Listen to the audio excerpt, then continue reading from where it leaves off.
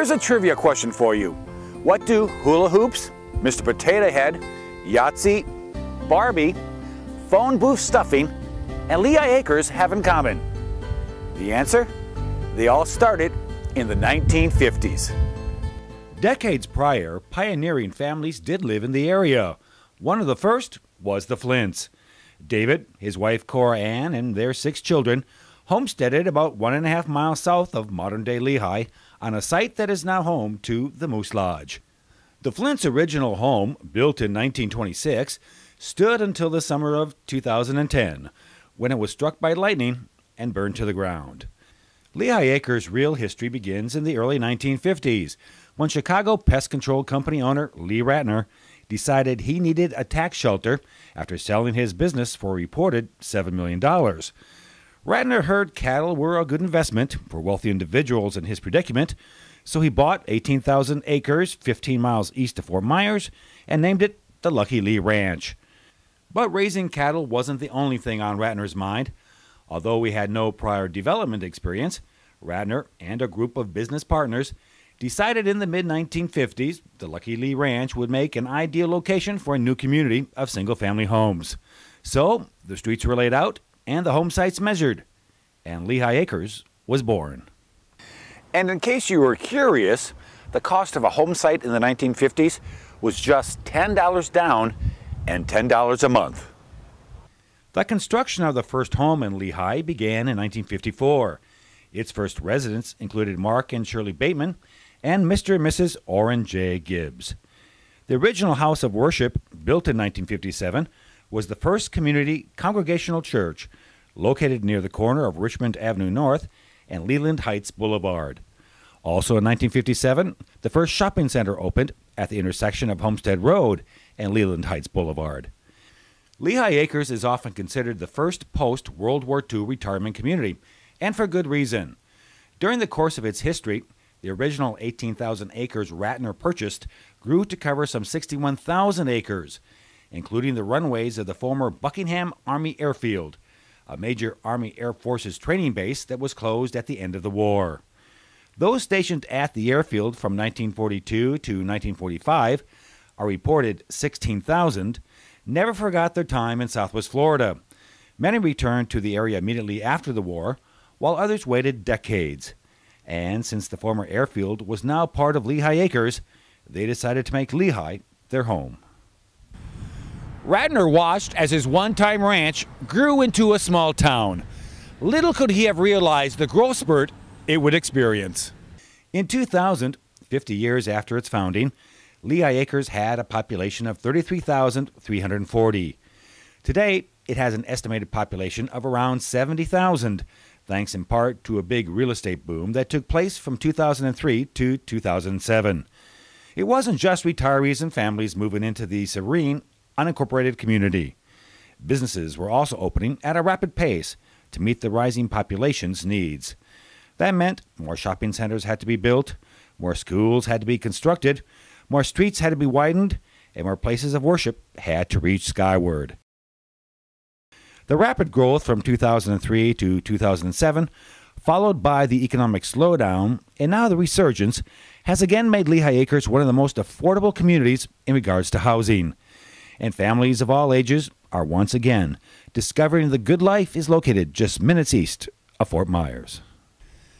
But it's not just the home prices that are attracting couples, families, and individuals to Lehigh Acres.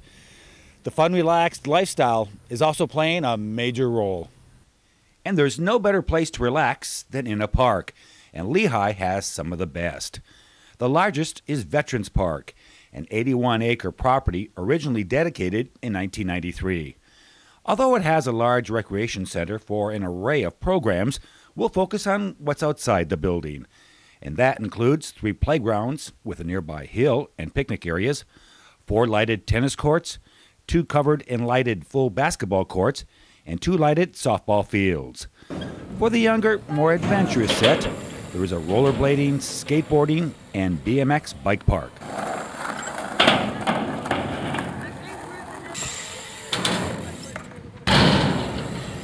Skateboarding out here is really fun. There's a whole bunch of different things you can do with it. And this isn't just a skateboarding park, as you see, because there's a lot of bikers out here also. And we pretty much share this park, but skateboarding is really fun and an outside activity that people can really get into. The Charlie Matheny Memorial Park is located on Lake Camille on Joel Boulevard.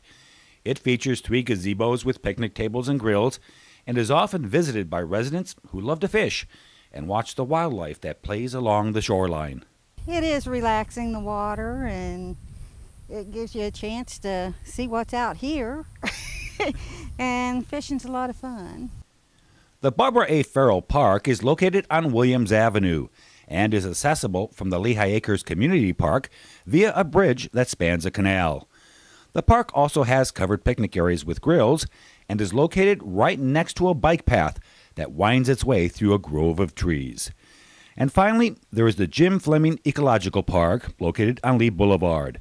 The 3.5-acre parcel, named after an East County Water Control District board member, has 2 picnic pavilions. But its main attraction is the 500-foot boardwalk, which takes visitors over one of the last remaining pieces of Lehigh Acres' original wetlands, a true educational experience. One of the favorite activities in Florida is golf, and Lehigh is no exception. In fact, there are 7 golf courses in the immediate and surrounding area. One of those is the Majestic Golf Club. The 18-hole par 72 course is as beautiful as it is challenging. But you won't find only golfers near the fairways and tee boxes. Be prepared to say hello to some of the natives who call the golf club home. Majestic, like all the courses in the area, have a common thread when it comes to the people you'll meet. It's very friendly. We have a lot of good, friendly people here, and not hard to get to know them. That's what is a good thing, you know. Some country clubs, for example, they get a little snotty. And here everybody's pretty friendly. You'll find an abundance of wildlife along the golf courses in the area, but there is a well-kept secret where you'll find even more. This is Harns Marsh, a 578-acre preserve located on the north side of Lehigh Acres.